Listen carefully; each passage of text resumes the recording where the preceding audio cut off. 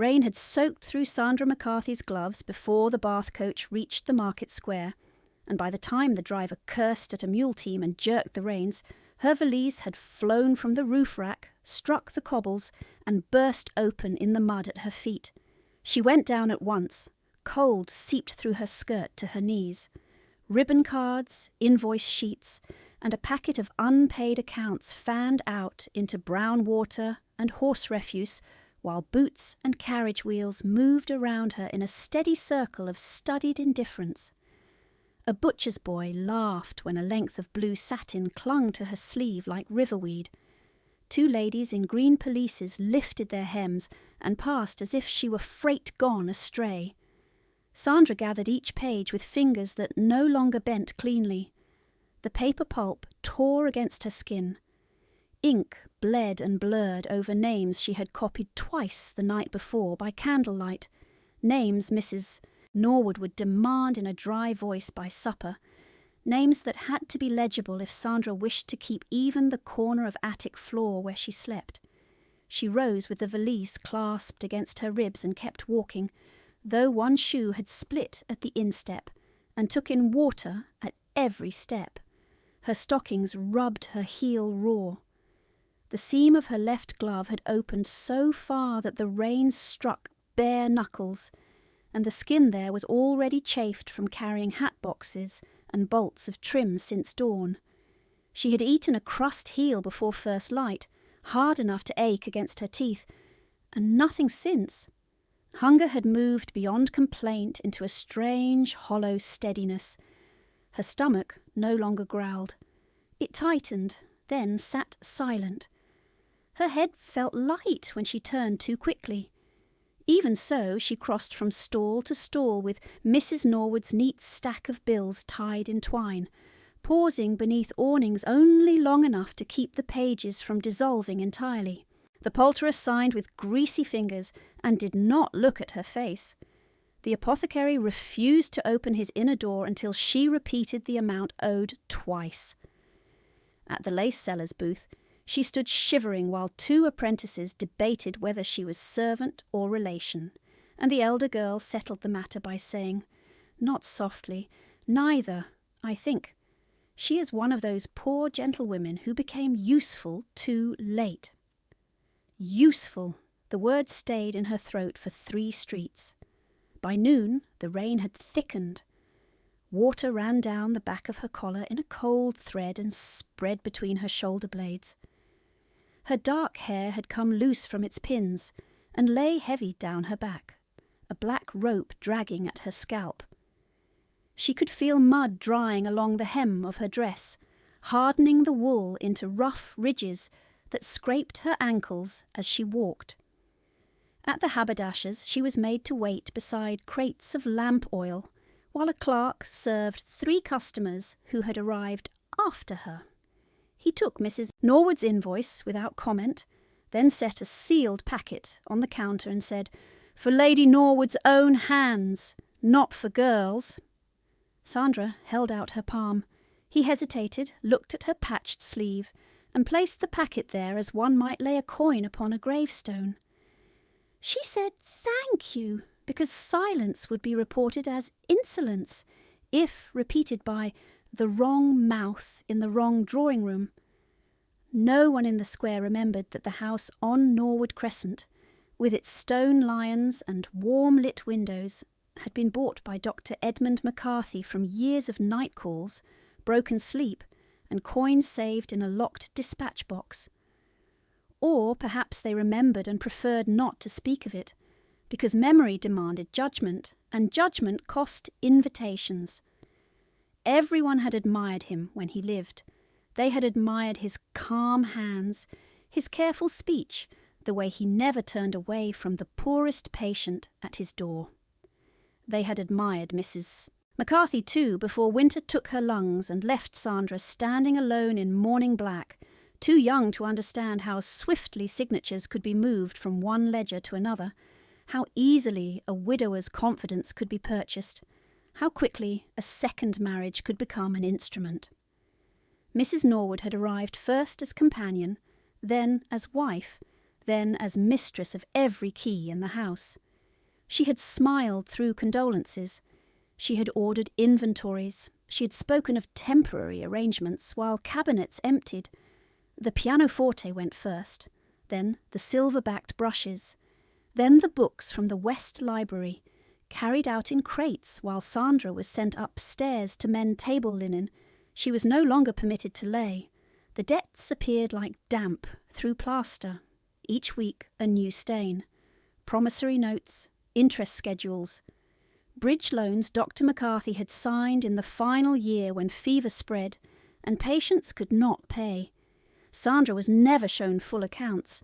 She was told only what she must carry and whom she must appease. "You are fortunate," Mrs. Norwood would say, smoothing lavender water across her wrists, "that I have not sent you to service." The servants were instructed not to assist her. The carriage was for family. Sandra walked, Sandra delivered.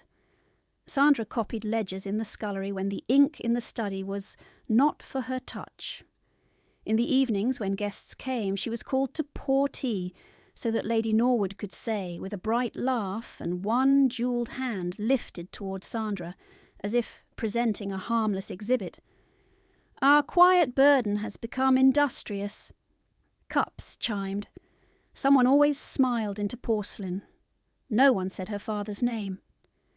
By the first week of September, the routine had settled into a discipline of small humiliations. So exact, it had the quality of ritual. She rose before the maids, lit kitchen fires when coal was scarce, carried account books to town, returned to patch gowns that were not hers, and took her bread in the back passage by the door where draughts crept under warped wood. If a ribbon order was short, she paid the difference with the pin money her mother had left in a tin box. If Mrs. Norwood's daughters needed shoes polished for a musicale, Sandra did it with old flannel and lampblack, because boot polish was too dear for servants. She was 22 and addressed as girl by men younger than she was. She was called plain often enough that she had learned to lower her gaze before mirrors. Yet, when she passed window glass in rain, she sometimes caught a thin, pale face with eyes too large for composure, dark hair refusing obedience, and a mouth set hard not from vanity, but from calculation, as if speaking less might preserve strength for when speech would matter. The market bell rang the quarter hour. Sandra turned into an alley behind the print shop, where runoff from the roofs made a narrow stream along the stones. She knelt there and opened her valise again, spreading the damp invoices in order across an upturned crate. Her fingertips were white and ridged from wet. A paper cut on her thumb had reopened. Pink traced the water, then vanished downstream. She pressed each page flat with the heel of her hand, whispered totals under her breath, and rewrote two figures that had blurred into nothing. The quill shook once between her fingers. She set it down, drew a steady breath, and began again. No one sheltered her. A drover passed with 6 sheep and stared as if she were mad. A child paused to watch, then was pulled away. Sandra kept writing until the numbers held. When she reached the Norwood house after dusk, the lamps in the front hall were already lit and reflected in the marble floor like a second row of stars underfoot. Her dress left a dark trail of rainwater across the tiles. She stopped on the threshold to scrape mud from her broken shoe and heard the drawing-room door open. Silk moved first, a low, dry whisper against polished wood. Then came the scent, lavender and powder and something sharper beneath, as if sweetness had been steeped in vinegar. Mrs. Norwood stepped into the hall in amethyst satin, her hair arranged high with pearl pins that had belonged to Sandra's mother, and now held no memory but possession. Behind her, one of the stepsisters laughed at some private remark and fell silent when she saw Sandra dripping at the door. "You are late," Mrs. Norwood said. "The apothecary delayed his signature, madam. I have all receipts." Mrs. Norwood's gaze dropped to the mud on Sandra's hem. to the loose braid, to the cracked leather at her shoe. She did not raise her voice. She never needed to.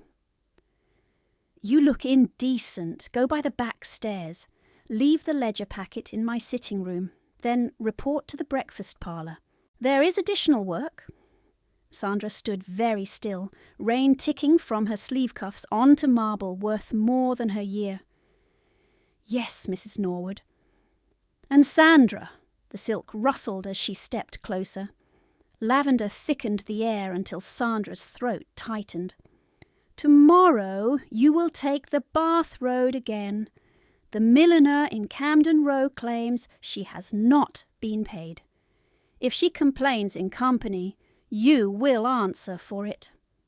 It was nearly full dark, and her fingers could no longer feel their tips, and she had not yet eaten. She lowered her head because the hall was not a place where truth could survive. "I understand." Mrs. Norwood's hand lifted, not striking, only adjusting the collar of Sandra's wet dress with two gloved fingers, the gesture intimate as a correction and colder than rain. "You do not understand," she said softly. "You obey." Sandra carried the valise toward the back corridor, each step measured so the torn sole would not catch and pitch her forward in front of them all. At the turn by the servant's door, she paused, hidden by shadow, and flexed her aching hand until the stiffness eased enough to hold a pen again. Then she went on to finish the accounts that kept a stolen household standing. In the back corridor the warmth died. Stone held the day's damp and gave it back through her soles as she crossed to the breakfast parlour with the valise against her hip and the sealed packet balanced on top like a small threat. The room had once been her mother's morning room, bright in memory, full of pale curtains and a canary that sang against the window glass. Mrs. Norwood had changed the drapes to dark burgundy, removed the bird stand, and set a narrow escritoire against the wall where Sandra was made to stand while accounts were checked. A single candle burned low beside an abacus. 2 plates rested on the sideboard under silver covers, one rich with sliced beef and buttered parsnip for the stepsisters when they wandered in from cards, one stale heel and weak broth for Sandra after the arithmetic was done, and only if Mrs. Norwood remembered. Tonight she remembered. She pointed without looking. "Eat while you copy. We leave for Camden Row at first light." Sandra set the packet on the desk, broke the wafer seal, and spread out the pages. Demand notes, milliner tallies, and a draft contract written in a solicitor's hand, so precise it looked merciful from a distance. Her eyes moved over the figures while voices floated from the drawing room, her stepsisters arguing over sleeve trims and dance cards, as if silk and music were born from air and not from the hands of the woman they called Burden when they wished to be clever. One asked where the pearl comb had gone.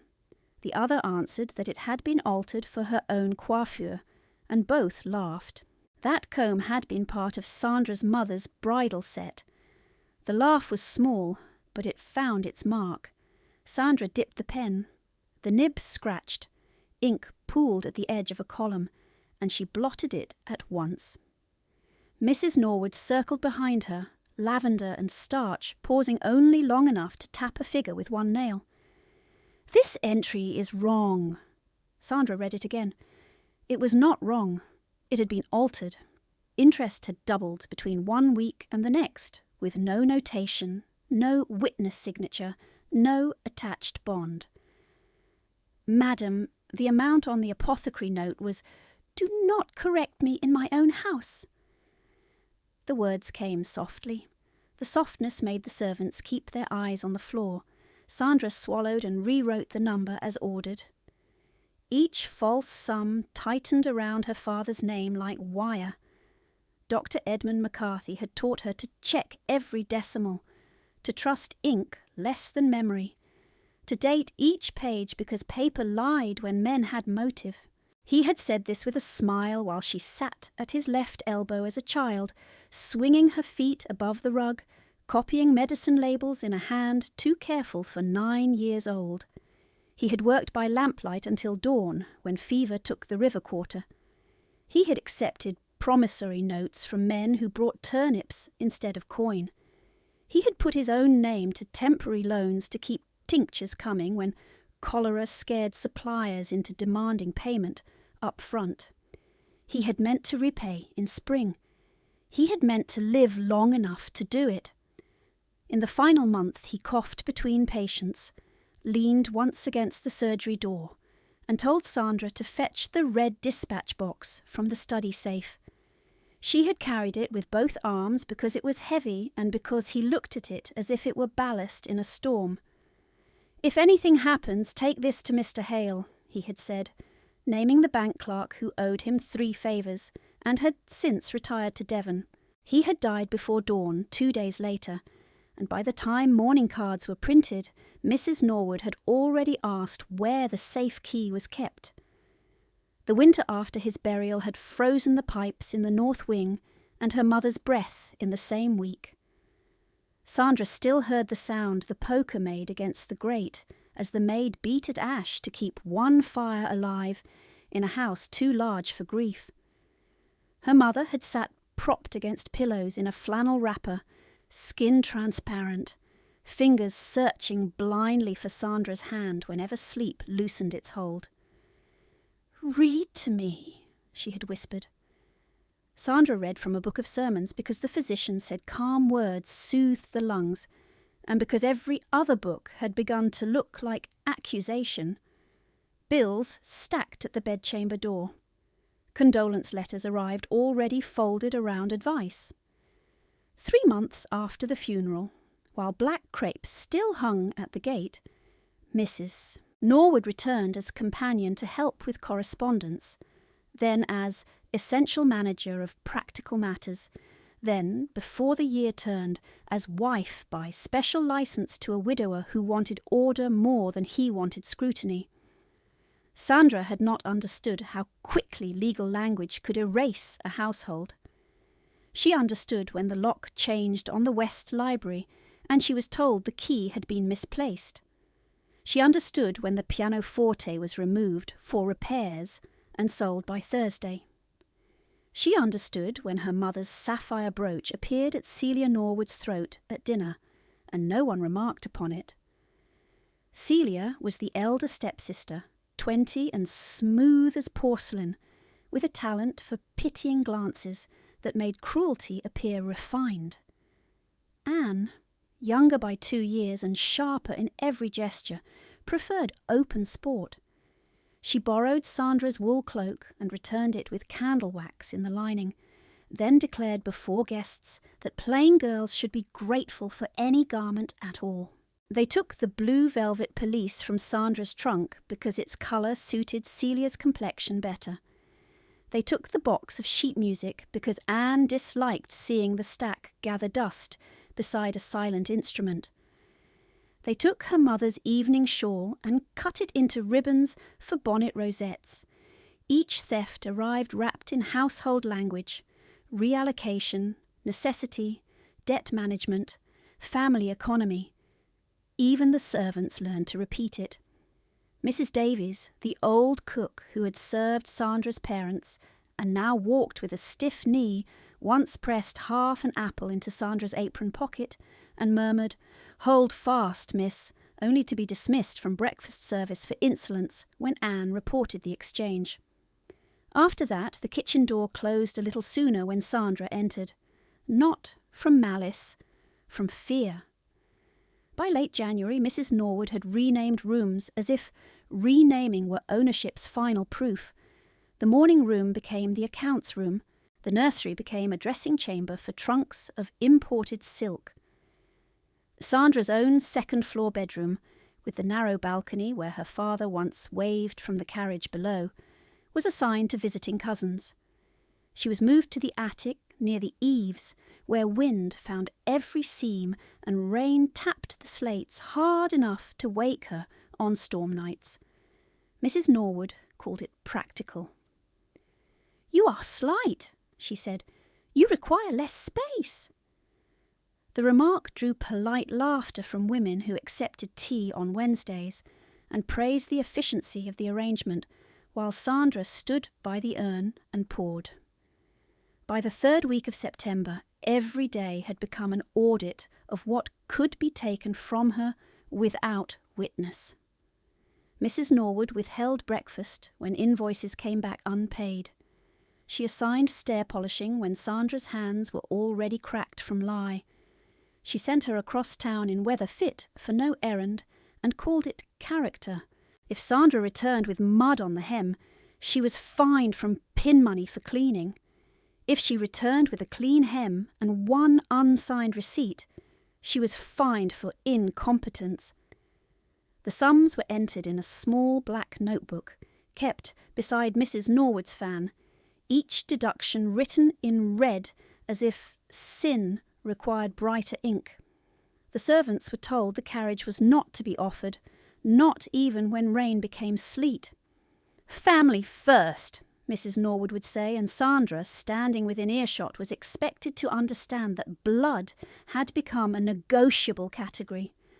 On market days, Anne rode out wrapped in fox fur, while Sandra walked beside the wheel ruts with the parcels. On calling days, Celia sat in the best chair and spoke of Sandra's nerves, Sandra's odd reserve, Sandra's inability to shine. "Too quiet," she would murmur with a sympathetic tilt of the head, and ladies would nod as if silence in a woman were defect when it did not flatter them. There had been strikes as well, quick and private, always deniable. Once in the pantry when a crystal glass chipped in Sandra's hand, and Mrs. Norwood's ring cut the inside of her lip with a backhand so swift even Sandra doubted it as it happened. Once on the front steps after a creditor bowed past her without greeting, and Mrs. Norwood pinched the flesh above her elbow hard enough to leave crescent marks that lasted 5 days beneath her sleeve. In public, humiliation was cleaner.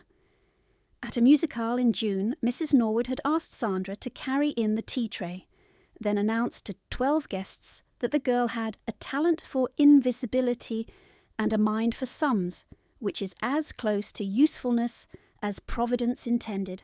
Laughter followed. Sandra held the tray level.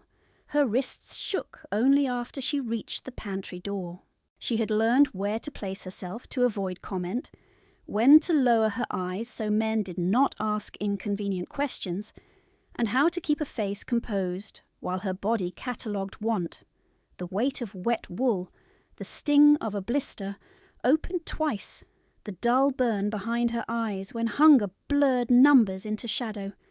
Yet she had also learned another discipline, one Mrs. Norwood did not see because it did not announce itself. At night, after the household slept, Sandra recopied ledgers from memory onto scraps cut from discarded wrapping paper. She noted dates, totals, erased entries, and signatures that changed shape between 1 month and the next. She compared interest calculations to the tables her father had taught her as a child, and marked discrepancies in the margin with tiny crosses no wider than a pinhead. She kept these pages folded inside the lining of an old work basket, under mending wool. Evidence had weight. Quiet could carry weight if it was arranged correctly. When the last column was copied that evening, Mrs. Norwood took the quill from Sandra's hand, reviewed the page, and signed with a flourish so broad it nearly struck through the next line. "You will rise at 4, she said. "Camden Row first, then the bank on Abbey Green. Mr. Sloane will hand you revised instruments. You will not open them." Sandra dried her fingers on a cloth already stiff with old ink, and answered, "Yes, madam." Celia drifted in, wearing the pearl comb, and lifted the silver cover from Sandra's broth with 2 fingers, as if inspecting kennel feed. "How dutiful she looks," she said to Anne, who had followed with a candied orange peel between her teeth. "One would almost call it gratitude." Anne leaned against the door-jamb and studied Sandra's face with frank dislike. "Do not give her ledgers. Give her brooms. Numbers make her proud." Mrs. Norwood replaced the cover and turned the key in the escritoire. pride requires options. She has none. They left in a rustle of silk and scent, carrying candlelight with them, so the room fell half dark. Sandra ate the broth in 6 measured spoonfuls, each one lukewarm and thin, then wrapped the copied totals in oilcloth before carrying the official packet to Mrs. Norwood's sitting room, as ordered. On the landing she passed the portrait of her father that had once hung above the library mantel, and now stood turned to the wall in storage because his direct gaze unsettled visitors. She paused long enough to touch the frame's carved edge with one knuckle. In the attic, wind moved through the eaves and set the candle flame to trembling. She unpinned her damp braid. She peeled off gloves that had stiffened around her fingers. From beneath a loose floorboard she drew the tin box her mother had used for household pins, and laid inside it the night's copied figures beside 3 older sheets and a bank notice she was never meant to see. Then she slid the board back into place, sat on the narrow bed without undressing, and listened to the house settle around her in creaks and distant laughter, a house built by her father's mercy, governed now by appetite, still standing because she kept its books exact enough to hide its rot. She had just lowered herself onto the narrow mattress when a fist struck the attic door so hard the latch rattled against warped wood, and the house that had been creaking itself towards sleep jolted awake around her as if the blow had landed in its bones. "Up!" Anne called from the passage, her voice sharp with borrowed authority. "Mrs. Norwood says now." Sandra stood at once, candle shaking in her hand, and opened to a corridor full of draught and darkness, where Anne held a lamp high enough to inspect her face, then looked past her into the little room with open contempt. "Dress properly. You are to carry papers to Abbey Green this instant, Mr. Sloane leaves by the night coach, and if he does not receive them, we are all ruined, and you will answer for it."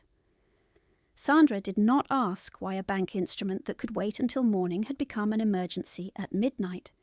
She had learned the price of questions. She pinned up her hair with fingers still stiff from ink and cold, dragged her damp cloak over her shoulders, and followed Anne down 2 flights while rain hammered the slates above and ran in thin streams down the stairwell wall where plaster had cracked. Mrs. Norwood waited in the back hall, already gloved, lavender rising from her like another garment. A sealed leather folio rested under her palm. "You will walk," she said. "The carriage horses are put up." The lie was visible through the fanlight where the carriage lamps burned in the court. "Give this to Mr. Sloane's porter and obtain his mark on this receipt. If you fail, you will sign what I place before you at dawn and spare us all this tedious uncertainty." She held out the folio, then caught Sandra's wrist before she could take it, her grip neat and hard over the old bruises. "Do not open it. Do not speak to anyone. Do not pretend confusion later. You are useful only when obedient." Sandra met her eyes long enough to make clear she had heard every word. "Yes, madam." The back door opened. Night air hit like thrown water. She stepped into rain that flattened her skirt at once, crossed the slick stones of the service yard, and reached the lane with the folio under her cloak, and one hand pressed over it to keep the seal dry. By the time she passed the shuttered print shop, the wind had turned and begun to drive rain sideways under her hood. Market stalls were dark ribs against the square. A drunk man under an awning called after her, and laughed when she did not turn. She kept to the edge of the cobbles where runoff was shallowest. Her split shoe drank each puddle. Her breath smoked white and vanished. At the corner by the old pump, she heard the first crack, loud as a musket report, then a hoarse scream, then a woman shouting for someone to help at the stone bridge beyond the square, and she was already running before the words resolved. Folio clutched against her side, skirt in both hands, shoulder striking a post as she cut the corner. The bridge was chaos in rain-silver light. One phaeton tilted hard against the parapet, one wheel split at the hub, one horse rearing in traces, one footman sliding in the water as he fought the bit, and a slight young gentleman sprawled against the lower rail where he had struck, hat gone, dark curls plastered to his forehead, eyes open but unfocused on the storm. Two men shouted instructions no one followed. A woman in the sable stood in the carriage and cried his name without moving toward him. Sandra dropped the folio on a dry strip beneath the rail, went to her knees in the streaming water, and set 2 fingers at the side of the youth's throat the way her father had taught her, counting beats against the pulse in her own wrist, while rain ran from her brow into her mouth, fast, thready. She spoke low and steady because panic answered panic. "Sir, can you hear me? Keep your eyes here." His gaze skated past her and rolled back.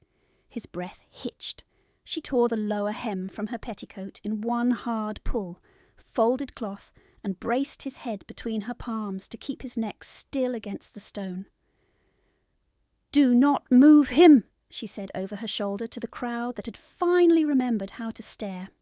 "If you lift him by the arms, you may worsen it." The footman froze, hands half raised. The woman in sable shrieked for brandy. Hooves thundered on the near road, fast and controlled, and then a second horse came through the rain with a rider bent low in a black greatcoat, shoulders broad under soaked wool, face cut from shadow and storm.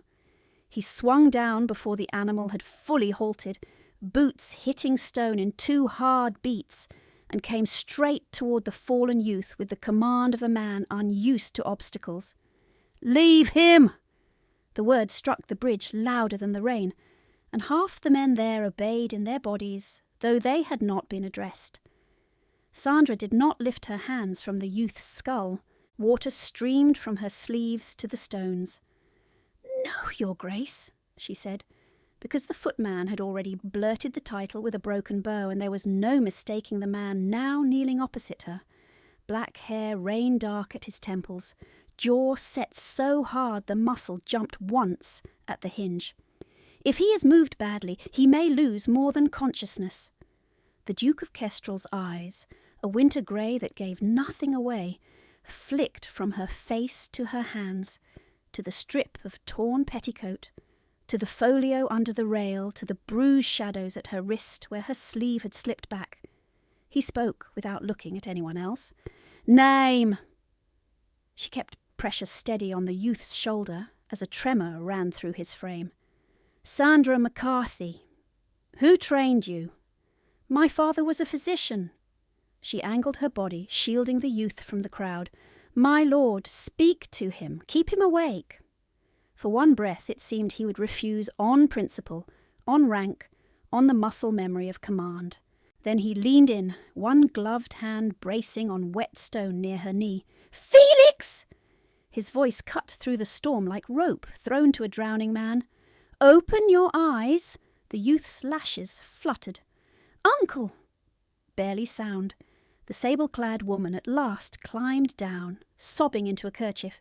"He is my son! Is he dying? Tell me he is not dying!" Sandra looked up once. "He needs warmth, stillness, and a physician now. No brandy, no shaking." Kestrel turned his head a fraction toward his groom. "In. 2 rooms, fire lit, doctor fetched." Orders flew outward at once, caught and carried by men who moments earlier had stood useless.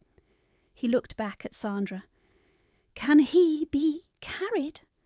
She measured the youth's breathing, the pulse against her fingers, the line of his neck. Yes, if his head and shoulders are supported together. "No jolting!" Kestrel slid one arm beneath Felix's back, one under his knees, and paused. "Guide me." She rose with care, one hand steady at the youth's temple as they moved step by step across slick stones toward the posting inn at the bridge end, the Duke taking the full weight as if it were nothing, his coat sleeve brushing her wet bodice, heat from his body startling after so much cold. In the entry hall inn, servants scattered before them. Sandra directed without volume. Table by the hearth, folded blanket beneath his shoulders, lantern here. Kestrel lowered Felix exactly as told. The youth moaned and tried to turn. Sandra knelt, caught his hand and spoke close to his ear. "Do not sleep yet, breathe with me." He obeyed in ragged counts. The Duke watched her mouth shape each number as if he had never seen quiet carry authority before.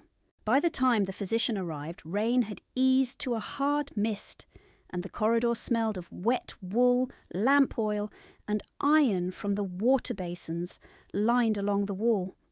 Sandra stood at one of them, sleeves rolled, washing mud and diluted blood from her palms, in water gone cold enough to ache her fingers. Her hands had begun to shake now that urgency had passed. She forced them still by scrubbing harder. Behind her, door hinges moved. She saw his reflection first in the dark window glass. Tall, motionless, coat unbuttoned, cravat loosened by one precise tug, face paler than before from restraint rather than fear. He closed the corridor door with his heel and came no farther. "The physician says he will recover." She set the cloth down and reached for composure as she had reached for numbers all her life. "I am glad, Your Grace." Silence stretched. Rain ticked against leaded panes. He studied her as if reading a ledger for the line where fraud begins. "Your sleeve is torn. Your shoe is split. You are carrying legal papers at midnight in weather that would keep most men indoors." His gaze dropped briefly to the fading imprint at her wrist. "You are not a servant by speech. You are not treated as family by circumstance." She swallowed, because truth in a corridor could still cost her bread. "I was sent on an errand." His mouth tightened. Not quite a smile. "Liar!" The word was quiet, almost gentle and sharper for it. "You are covered in bruises. Your hands are raw. You are running messages in the rain for people who do not even lend you a carriage." He stepped once closer, close enough that she could see a thin white scar disappearing under his left ear, old and clean, like a memory carved into stone. "Why did you disobey me on that bridge?" She held his gaze because lowering it now would have been an admission she did not owe. Because he needed someone to keep his neck still, and no one else moved. "You were ordered." "He would have been harmed." A muscle in his jaw jumped again. He looked past her to the basin where pink still drifted in clouded water, then back to her face. "You are too quiet for my world." The line landed between them with the force of a verdict. She could have answered with apology, with gratitude, with the practiced softness that kept doors open a little longer at home. Instead, she dried her hands on the coarse towel and spoke as if setting down an instrument she had carried too far. "Your world heard me when it needed to." For the first time his expression altered, not warmed, not gentled, but arrested, as if some inner machinery had missed a beat. A knock struck the far door. An inmate leaned in, breathless.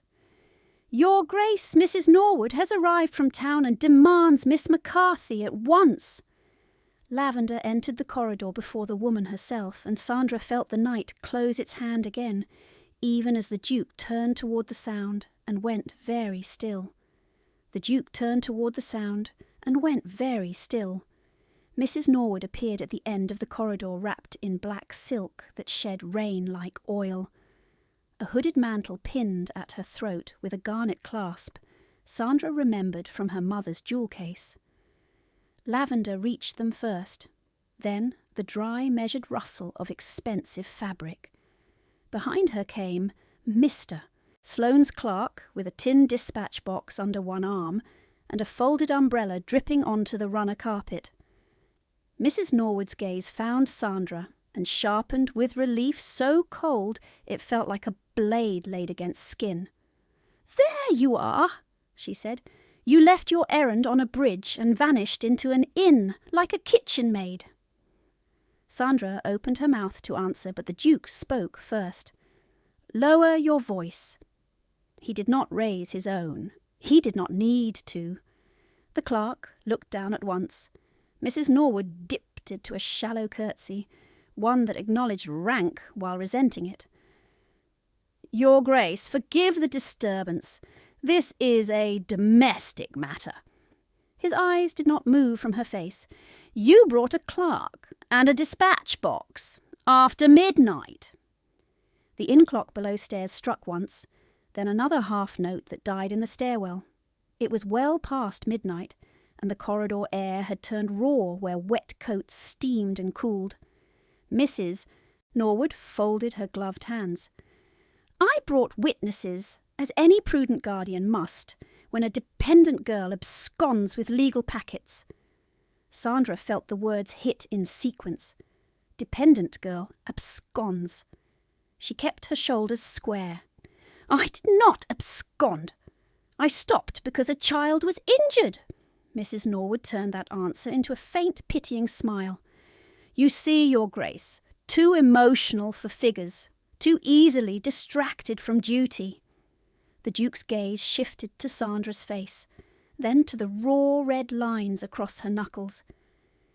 "She preserved your packet in a storm and preserved my ward on that bridge. Choose your next word with care, Mrs. Norwood." The corridor held its breath. Mrs. Norwood's jaw tightened once, then smoothed.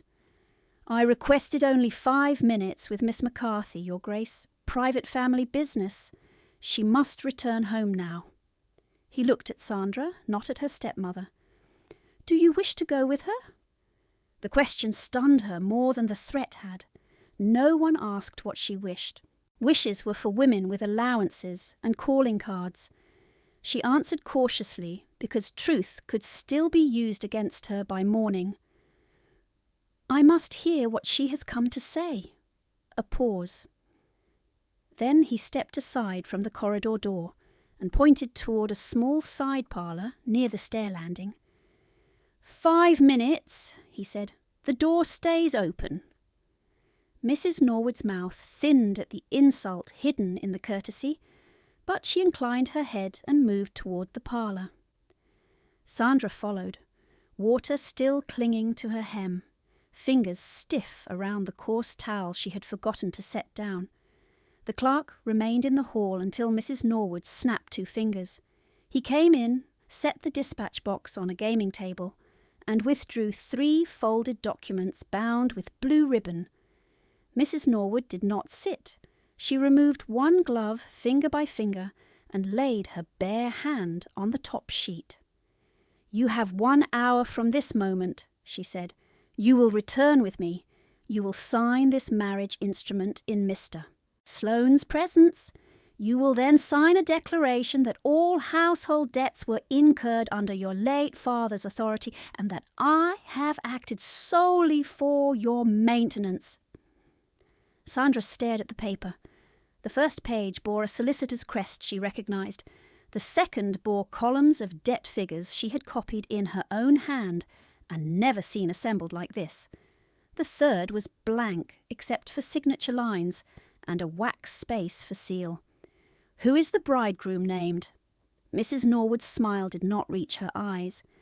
"Mr. Peregrine Weller, a widower, respectable, 47. He has agreed to absorb outstanding obligations in exchange for a prudent match with no dowry claims." The room seemed to tilt, not from surprise, but from the formal finality of hearing the trap described in legal language. Mr. Weller owned coal wagons and half the river warehouses. Sandra had seen him twice, once asleep through supper and once sober enough to stare at her mouth while discussing grain tariffs. "No!" she said. Mrs. Norwood's hand snapped down flat on the page. "Do not be theatrical. You have no alternative." "I have one. I can refuse." "And be charged at daybreak with theft of your father's physician's seal, misuse of account authority, and attempted fraud against my household." Sandra felt blood leave her face. She had not touched the seal since the week of her father's funeral. Mrs. Norwood leaned closer, lavender and rose powder layered over the damp smell of rain. "I have already drafted the complaint. Mr. Sloane's clerk carries it. I can place it with a magistrate before dawn. You know what rumour will do before any court hears evidence. You will not merely be poor, you will be unplaceable." Sandra looked past her to the open door where corridor lamplight cut a pale stripe across the carpet. The Duke stood beyond that line with one shoulder against the wall, arms folded, as motionless as carved stone. He was close enough to hear if he chose to hear, too far to be accused of intruding. A man practised in control. Mrs. Norwood followed Sandra's glance and lowered her voice to a whisper edged with triumph. "Do not imagine a duke will wager his name on a girl from a disputed ledger. Men like him keep rescues brief and reputations intact." Sandra lifted her chin. "Then why are you afraid of him hearing you?" The slap came fast. Not hard enough to throw her, hard enough to turn her head and sting heat across her cheek. The clerk flinched and stared at the floorboards. "Mind your tongue," Mrs. Norwood said. Sandra turned back slowly. Her cheek burned. Her eyes watered once from impact and fury, and she blinked the tears clear before they could fall. In the corridor, boots moved. One step only. Mrs. Norwood straightened her cuff and spoke in her bright public voice again. "Sign, and this unpleasantness ends." From the room at the end of the hall came a sudden crash of porcelain. Then a young voice, hoarse and frightened. "Do not touch me! Where is she?" Another voice answered, strained. The physician. "Lord Felix, be still!" Sandra's body reacted before thought. She took one step toward the door. Mrs. Norwood caught her wrist. "You will remain here." "He is in distress." "He is not your concern. Your concern is your future and mine." A second crash, a muffled cry. The physician called for more blankets and vinegar. Sandra could hear the panic in the syllables, the panic of a patient slipping into fevered confusion after shock. She looked at the documents, then at Mrs. Norwood's hand gripping her wrist, the ring cutting into skin already bruised. "If he thrashes with neck injury, he may worsen by the minute." Mrs. Norwood's fingers tightened. "If you walk out now, I file the complaint." Sandra drew one steadying breath. Her pulse hammered in her throat. Fear twisted under her ribs, sharp and familiar. But beyond it lay another certainty, older than fear, taught by a man who had never turned from need because his supper was cooling. She opened Mrs. Norwood's fingers one by one and stepped back. "Then file it!" Mrs. Norwood stared at her as if she had begun speaking a foreign language. "You would throw away your life for a boy you do not know." Sandra met her eyes. "I would not leave him because you are bargaining." Then she turned and crossed the corridor at a run. Inside Felix's room the hearth roared, yet the air felt cold with alarm. The physician and a footman were trying to restrain the boy as he fought the blankets, eyes glassy, breath too fast. His right arm jerked in frantic rhythm. One candle had fallen and been caught before it reached the rug, leaving wax across the bedside table. "Do not pin his shoulders," Sandra said, already at the bed. "Support his sides, let him breathe." The physician looked up, relief flashing plain through exhaustion. "Miss McCarthy, he will not focus." She slid onto the mattress edge and cupped Felix's jaw lightly, careful of pressure. "Felix, look at me!" His gaze darted, failed, returned. "Bridge," he whispered, "I am falling." "You are in an inn-bed. Your uncle is here. You are not falling." His fingers clawed at the coverlet. She took his hand and pressed it flat against her sleeve. "Count with me. In for 4. Hold. Out for 4." And at first he could not follow. She kept the rhythm anyway, voice low, precise, unwavering, matching breath to breath until his chest began to obey the count. The jerking eased to tremor. She nodded at the footman. "Fold that blanket and brace his right side. Not his neck. Gently." He did exactly as told. The Duke stood near the foot of the bed, coat still wet at the shoulders, hands at his sides so tightly controlled that the tendons stood out like cords. He had not interrupted once. He watched Sandra as if the room had narrowed to one fixed point. Felix's eyes found his uncle and held. "Do not send her away," he whispered, words slurring with fatigue. "Please." Sandra felt the plea strike the silence and settle there. She did not look at the Duke. She kept her attention on the boy, dampening a cloth with vinegar water and laying it across his brow. "You will sleep now," she said, "slowly, no sudden turning." The physician checked pulse and nodded. "Better." They waited through 3 full minutes until Felix's breathing deepened into rough but steady sleep. Only then did Sandra move her hand from his wrist. Pins and needles shot through her fingers. She ignored them and slid from the bed. In the corridor, Mrs. Norwood was waiting exactly where she had been, as if she had arranged herself there for an audience.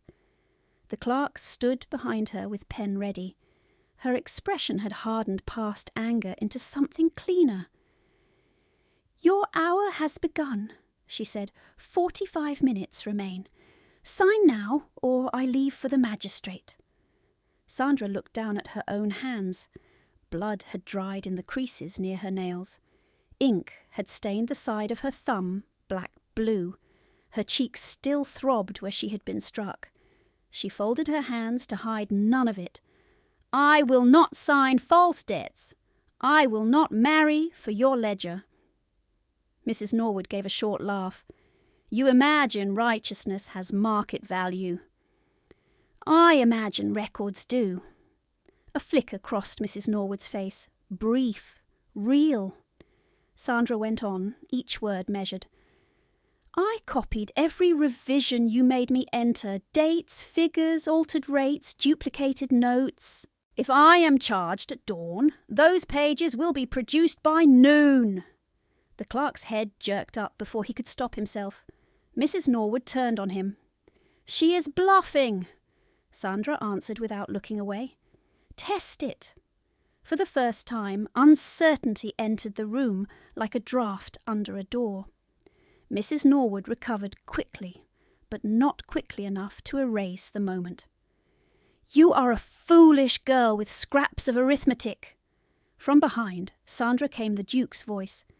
"She is the woman who kept my ward alive twice in one night while you negotiated over her signature." Mrs. Norwood pivoted, colour rising under powder. "Your Grace, this is family administration. She has been fed, housed and protected under my care for years." He took one step forward. Candlelight caught rain on his coat sleeve and the pale scar at his neck. "Fed." One word, flat as iron. His eyes moved to Sandra's cheek, to the shape of a fresh handprint beginning beneath the skin, to the crescent marks darkening at her wrist. "Protected." The second word was quieter and far more dangerous. Mrs. Norwood drew herself up. "I will not be interrogated in an inn corridor." "Then you may continue in a magistrate's chamber," he said, "at first light. I will attend." The clerk made a small involuntary sound and stared at his shoes. Mrs. Norwood's nostrils flared. "You overstep, Your Grace." He held her gaze without blinking. "You struck her in my hearing. You threatened criminal complaint to force a marriage instrument. You attempted coercion in the presence of your own clerk. There is no step left to overtake." Silence spread outward, dense and absolute. Even the in-noise below seemed to recede. Sandra felt the ground of the night shift under her feet. Not safety. Nothing so simple. But a line had been spoken aloud where witnesses stood, and lines spoken aloud could be entered into record. Mrs. Norwood reached for hauteur and found only haste. She turned to the clerk. "Collect the papers!" He obeyed with shaking hands, fumbling ribbon and wax. She faced Sandra once more. The sweetness had left her tone entirely. "If you leave this family in scandal, you will regret it to your grave." Sandra's voice remained low. "I left nothing. You sold it." Mrs. Norwood's eyes flashed. Then she swept down the corridor, Silk whispering fury with every step, the clerk hurrying after her, under the weight of the dispatch box. Lavender thinned as she descended the stairs, then vanished into damp wood and coal smoke. No one spoke until the front door shut below. The physician emerged from Felix's room and gave a brief nod. "He sleeps." Sandra exhaled a breath she had been holding since the bridge.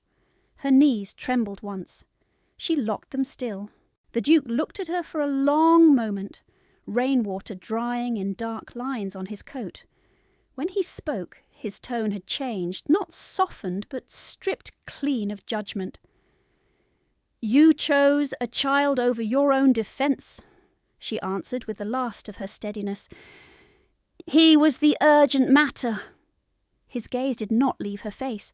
"And if she files that complaint at dawn, then I will answer it." "With what?" "With arithmetic," she said, "and memory." Something in his expression shifted, slight as a hinge moving after years of rust. Not warmth, recognition. He stepped aside from the corridor wall and held the space toward the firelit room where his ward slept. "Come inside," he said. "You are shaking." It was a command. It was also the first shelter offered to her all night, and she took it without lowering her eyes. Inside the room, the fire had burned down to red banks and a narrow crown of flame, and the heat reached only one side of her body while the rain chill stayed in her skirts and sleeves. Sandra stopped just beyond the threshold because stepping farther felt like taking what had not been offered.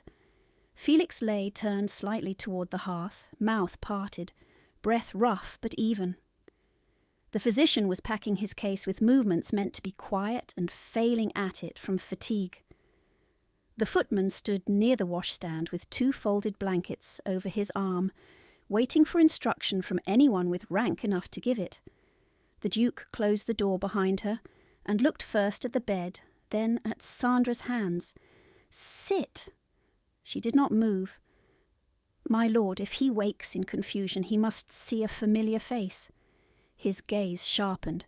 "Then sit where he can see you." She lowered herself into the straight-backed chair beside the hearth and held her palms out toward the heat. Her fingers were still shaking. She pressed them together until the tremor dulled to a pulse under skin. The Duke spoke to the physician without turning from her. "What does he require through the night?" "Wake him each hour for simple questions. Keep his neck supported. No opiate." The physician glanced at Sandra, then back at the Duke. "He settles for her voice, better than for mine." The Duke nodded once. "You will stay in the next room." "I can remain on the landing, Your Grace."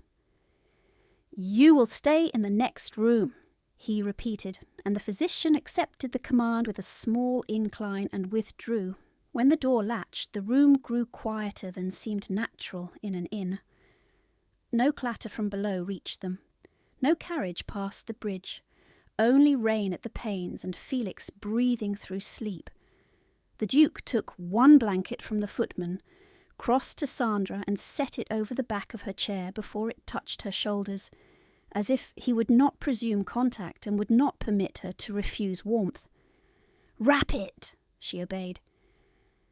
"Thomas," he said to the footman, "hot broth, bread, clean water, vinegar, then wait outside this door." Thomas hesitated, eyes flicking toward Sandra's worn dress, toward her bruised wrist, back to his master. "For Miss McCarthy, Your Grace." "For this room," the Duke said. "Go." The footman went at once. Sandra kept her gaze on Felix because looking at the Duke required more steadiness than she had left. "You should not trouble your household on my account." "It is not trouble. It is correction." The words settled over the firelight like iron laid across a ledger. She looked up then. His coat had begun to steam dry at the shoulders. Rain had darkened his hair at the temples. The scar near his left ear stood pale against skin, flushed by cold and restraint. He did not sit. He stood at the foot of the bed, one hand on the carved post, as still as if movement itself might break something he had only just understood. Thomas returned with a tray, broth in a stone bowl, 2 thick slices of bread, a jug of water, a clean cloth, and a small bottle of vinegar. He set it down, bowed, and withdrew. The Duke took the bottle, loosened the stopper, and handed it to Sandra. "Refresh the cloth on his brow." She did so, lifting Felix's curls gently away from his forehead. The boy stirred and sighed, but did not wake. She changed the compress, checked his pulse at the wrist, and settled his hand back atop the blanket. When she finished, the Duke drew the tray closer and pushed it toward her with 2 fingers. "Eat." "I can wait." "You can obey this once." The words should have stung. They did not. They sounded too much like shelter to resemble the orders she had endured all her life. She took the spoon. Her hand shook against the bowl on the first lift. On the second it steadied. Broth heat spread through her chest with a pain almost as sharp as hunger itself. She broke bread and swallowed too quickly. The Duke watched until she forced herself to slow. A quarter hour passed before the long case clock below struck 1, each bell softened by floorboards and distance. Felix woke on the second bell with a sharp intake, eyes wide and unfixed. Sandra leaned in at once. "Felix, you are safe. Tell me your name." He blinked at her, found his voice and whispered it. "Where are you?" "At the Bridge Inn," he said after a moment, breath hitching. "Who is with you?" "My uncle." His gaze shifted to the foot of the bed. "And Miss—" "Sandra," she said. "Good. Breathe slowly now." He did. His eyes closed again. The Duke had not moved from the bedpost. Sandra set the spoon down and wiped her mouth with the back of her hand before remembering where she was and reaching for the napkin instead. He answers clearly. The worst of the confusion may pass before dawn. You speak as if certainty were permitted. "It is not," she said. "Only probability." His mouth changed by a fraction, not a smile. Recognition again, hard-earned and reluctant. He stepped to the hearth, took the poker and settled one coal with precise force. Sparks rose and died. "When I told you on the corridor that you were too quiet for my world," he said, eyes on the fire, "I was wrong." The admission was plain. No softening phrase, no excuse offered beside it. She sat very still with the blanket around her shoulders and felt the line of her own life alter by one irrevocable degree. Men like him did not retract judgments, not in private, not to women like her. He turned then and faced her fully. "You are quiet because you are counting. You are quiet because you are deciding what can be survived and what cannot. You are quiet because no one in that house listened unless your voice was useful to them. I saw it on the bridge. I heard it in that parlour." Her throat tightened around a reply she did not trust. She chose precision instead. "If you saw that, then you also saw the cost." "I saw enough." He crossed the room in 3 strides and stopped beside her chair. His hand opened, palm up, not touching, waiting. "Your wrist." She gave it to him because refusal would have been performance, and she had no strength left for performance. He turned her hand carefully under the lamp. dark crescents were rising where Mrs. Norwood's ring had cut. Older bruises sat beneath them in yellow-green shadows. Who else in that house puts hands on you? She pulled in breath, held it, let it go. At times Mrs. Norwood, at times her younger daughter. The elder prefers witnesses and words. His jaw hardened. Names! Celia and Anne. He released her wrist at once, as if contact had become intolerable now that evidence was no longer abstract. He stepped back to the bedpost and gripped it again. The carved wood creaked once under his hand. You will not return tonight. The command landed cleanly. She shook her head on instinct. If I do not appear by morning, she will claim flight as confession. She will claim what suits her, regardless. She may, Sandra said. But absence gives her shape. Presence denies it. He studied her for a long moment, then inclined his head once in acceptance of an argument he did not like. Then you will appear by morning with me beside you. She stared at him. Your Grace, that will invite talk. It already has. Talk harms women more than men. A pause. Rain moved harder against the pane, then eased. He answered without looking away. Then, I will give them more to talk about than you. She did not understand at first. Then she did, and heat rose under the cold in her skin. My lord, you owe me no campaign. This is not debt. He looked toward Felix, sleeping, then back to her. This is jurisdiction. The word should have chilled her. Instead, it steadied something in her chest. Jurisdiction meant record, authority, a line that could be enforced by men in coats and ledgers, not by mercy and chance.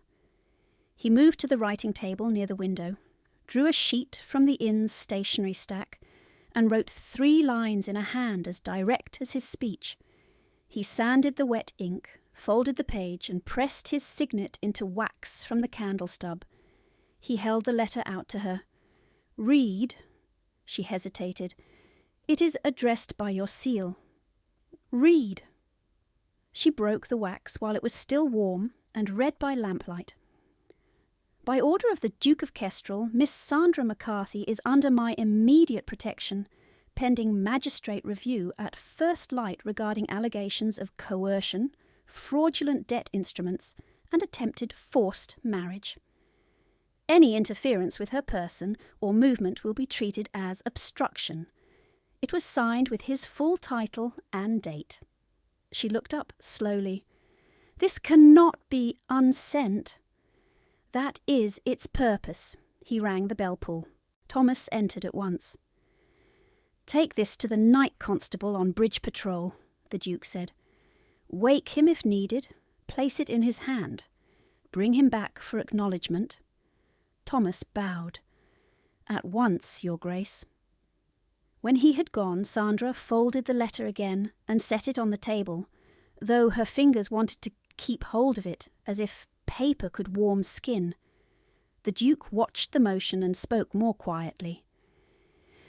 Where are your copied pages? The question cut so close to the secret that she nearly lied by habit. She forced herself still. Hidden in my attic room, beneath a loose floorboard under the bed, wrapped in oilcloth inside a tin pin box. Anyone else knows? No. Can you identify every altered entry without notes? Yes. He believed her without visible struggle, as he had believed her on the bridge when she said, "Do not move him." The trust struck deeper than praise could have. She sat back and drew the blanket tighter, not from cold now, but from the effort of being seen so directly. He spoke again. At dawn, we go first to your house for those pages, with witnesses. My lord, Mrs. Norwood may deny entry. She may try. He did not elaborate. He did not need to. Felix stirred and muttered in his sleep. Sandra rose, checked his pulse again, adjusted the folded blanket at his neck, and resumed her seat. The Duke remained standing exactly where he had been, eyes on the boy, one hand still at the bedpost. Minutes moved, and he did not shift his weight once. The stillness became its own confession, one she could read only by the strain at his shoulders and the careful rhythm of his breath. He was a man trained to command movement in others. Here he held himself motionless, because motion would mean leaving the bedside, and he could not. After some time he said, "He was 8 when his mother died." Sandra kept her gaze on Felix's face. I am sorry." "He has not slept through a storm since." The line ended there. No further explanation. No request for consolation. She gave none. Silence stretched between them, not empty now, but purposeful, like two people carrying the same weight from opposite sides. Thomas returned with a middle-aged constable in damp wool. The man removed his hat and read the letter twice by lamp, lips moving over the seal line. "I acknowledge, Your Grace," he said. "I shall stand watch in the front hall until dawn, and note any attempt at removal or disturbance." "Do so," the Duke answered. The constable nodded to Sandra, awkward but respectful, and withdrew with Thomas. The door closed. The room settled again into fire, rain, and breathing. Sandra looked down at her hands. Ink still stained her thumb. Blood had dried in thin crescents near her nails. She reached for the basin, but the Duke crossed first, poured fresh water from the jug, and set the bowl on the table beside her chair. "Wash." She dipped her fingers. The water clouded at once.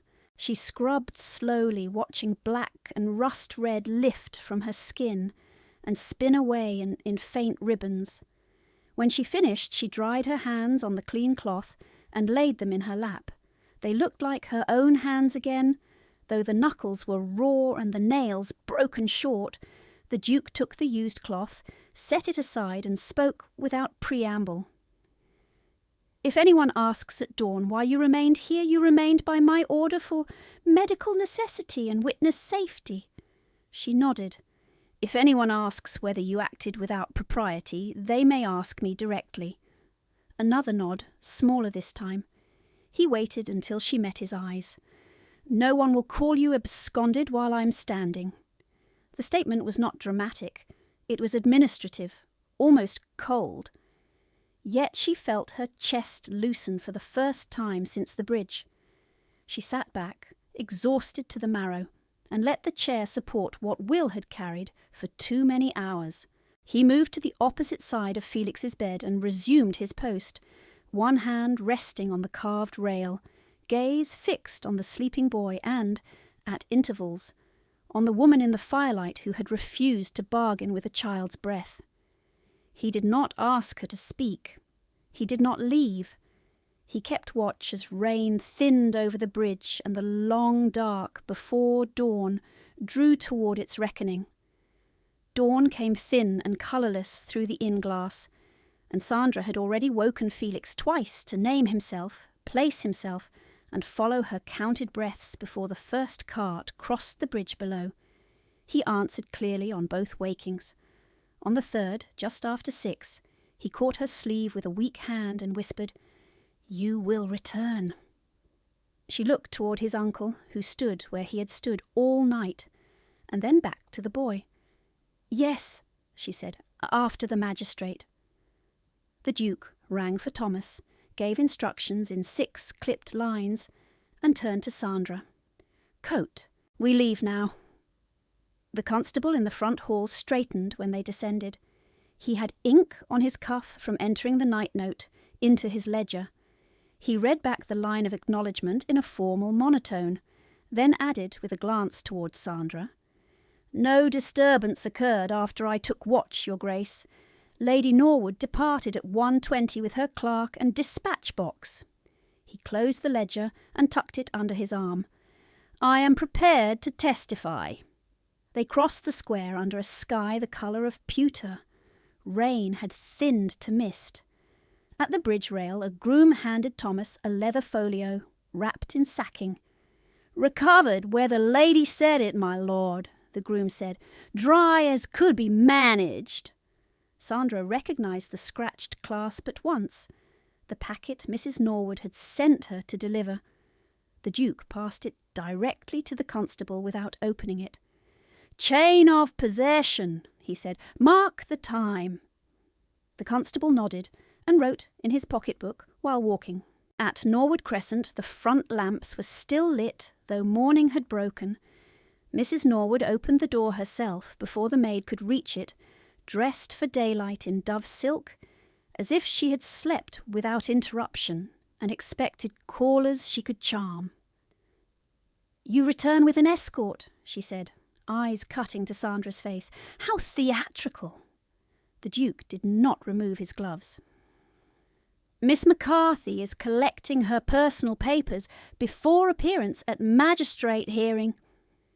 "You have no warrant." The constable stepped forward and read from the Duke's sealed order, then from his own night record, his voice steady. "Pending review of alleged coercion and threatened false complaint, protection and witness. Access are granted. Obstruction will be noted." Mrs. Norwood's smile held and hardened. "This house is mine," Sandra answered before the Duke could. "The attic room is where you put me. I require 3 minutes. Mrs. Norwood's gaze slid to Sandra's cheek, where the handprint had darkened overnight, then to the constable's open notebook. She moved aside. 3, she said.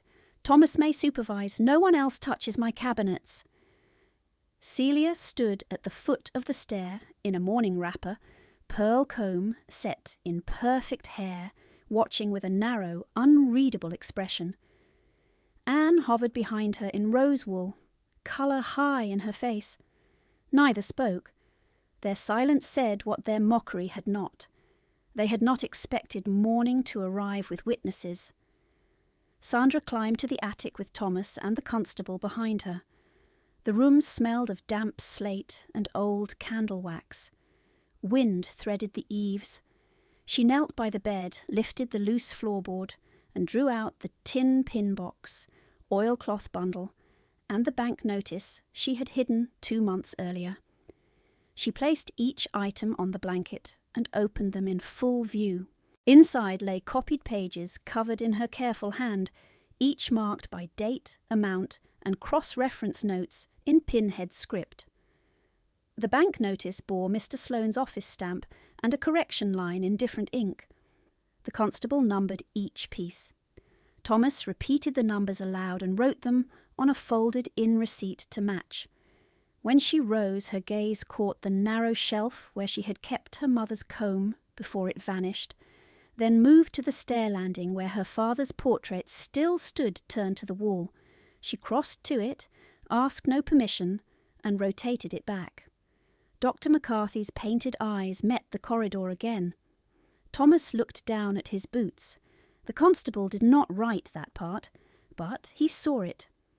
By 8:30 they were in the magistrate chamber, off Abbey Green, a crowded room of dark wood, damp coats, and murmured rank. Mrs. Norwood sat at the respondent table, with Mr.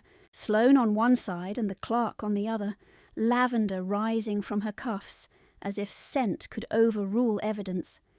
The Duke stood behind Sandra's chair, but did not sit. Felix's physician arrived late, carrying his case and a signed note on the boy's condition. The night constable was sworn first. He gave his account without flourish, receipt of sealed protection order, placement on watch, departure time of Mrs. Norwood, and the morning recovery of the folio at the bridge with chain notation. Mr. Sloane objected twice. Both objections were overruled. Sandra was sworn next. She kept her voice low and exact. She described the ultimatum in the inn parlour, named the proposed husband, named the threat to accuse her of seal theft, and identified the handprint injury as occurring in the clerk's sight. When asked why she left the table before signing, she answered, "A concussed child was entering fever distress. Delay risked harm." The magistrate, a grey-browed man with ink on 3 fingers, studied her for a long breath and nodded for the ledgers. pages were laid out in rows, her copies, Mrs. Norwood's household books produced under protest, the folio from the bridge now opened, revised instruments and a draft complaint already prepared against Sandra, blank where witness signatures should have been. The magistrate requested archive signatures from Dr. McCarthy's old medical partnership, and a clerk from the records office arrived before noon with 2 bound registers. Ink was compared line by line. Totals were checked against interest tables. By the second hour of proceedings, the pattern was plain. Duplicate notes entered twice under different dates, altered rates without countersign, one debt charged to Dr. McCarthy 6 weeks after his burial. The magistrate tapped that line once with a quill tip and did not conceal his disgust. Then he called Mr. Sloane's clerk. The young man stepped into the witness place, pale and rigid. He looked once at Mrs. Norwood, who gave him the same bright, warning smile she had used on servants for years. He swallowed, looked away, and told the room what he had seen. The papers in the inn-parlour, the raised hand, the words "Sign now or I leave for the magistrate," and Miss McCarthy's refusal. He added, voice shaking, that he had drafted complaint templates at Lady Norwood's direction before any inquiry was opened. Mrs. Norwood did not look at him again. At 1 o'clock the magistrate gave his ruling. Allegations against Sandra were dismissed in full. A fraud and coercion inquiry was entered against Mrs. Norwood and referred immediately for criminal process due to attempted forced contract and falsified instruments. Bow Street runners, already requested by the magistrate's clerk when the forged entries became clear, arrived before the gavel was set down. They approached in plain dark coats. The senior runner read the warrant. Mrs. Norwood rose halfway, outrage cracking through her composure. "You cannot arrest a lady on arithmetic." The magistrate answered, before the runner did, "On arithmetic, forged signatures, and coercive threat, Lady Norwood." "Yes." She turned towards Sandra then, silk trembling at her shoulders, and whatever look she meant to deliver as a final blow failed under the runner's hands as they guided her towards the side door. Celia covered her mouth with her glove and stared at the floor. Anne began to speak, stopped, and never finished the sentence. Mr. Sloane gathered his papers with the numb care of a man counting the end of his own reputation. Outside the chamber, rain had stopped. A crowd waited on the steps, hungry for scandal, and the Duke did what men of his rank rarely did when a woman beside them had been made spectacle. He stopped at the top stair, remained in full view, and spoke in a voice that carried to the street. "I mistook silence for surrender." He did not add more. He did not need to. The line moved through the crowd like a struck bell. 3 days later, in the solicitor's office on Milsom Street, Sandra sat at the same kind of writing table where she had once been made to copy false totals, and this time every page was read aloud before she signed. The magistrate's interim order restored Dr. McCarthy's estate into trust under Sandra's sole name and control until final probate closure. The red dispatch box, recovered from Mrs. Norwood's cabinets during inventory, was opened in her presence and entered into record. Inside were her father's original promissory notes, some paid, some lawful, none matching the inflated schedules used against her. A letter addressed to Mr. Hale in Devon was still folded inside, never sent. She held it for a moment, then placed it with the papers for certified posting at once. Nothing remained hidden. By the second week of January, final probate confirmed the interim trust without amendment. Celia and Anne, through separate solicitors, renounced claim to household effects in exchange for fixed allowances from assets proven to be their mother's dowry only. Mrs. Davies returned for one morning at Sandra's request, supervised the inventory of her mother's things with dry eyes and shaking hands. The pearl comb came back in a velvet pouch. The sapphire brooch came back wrapped in newspaper. The West Library key, found in a false-bottomed tea caddy in Mrs. Norwood's dressing room, was placed in Sandra's palm by the clerk and noted in the ledger. In March, at St. Swithin's Chapel, with 6 witnesses and rain beginning again on the windows, Sandra married the Duke of Kestrel by choice, set down in signed articles drafted to her terms. Her estate remained hers. Its income remained under her signature. Any transfer required written consent in her hand before 2 witnesses. The rector read each clause aloud because she asked him to, and the Duke answered each acknowledgment without impatience. When the register was set before them, he signed first. She signed second, her script steady, dark, unmistakably her own. Outside the chapel door, as the carriage was brought round, he offered his arm and waited. She placed her hand there, then looked up once at him in the grey spring light. She did not raise her voice. She did not need to.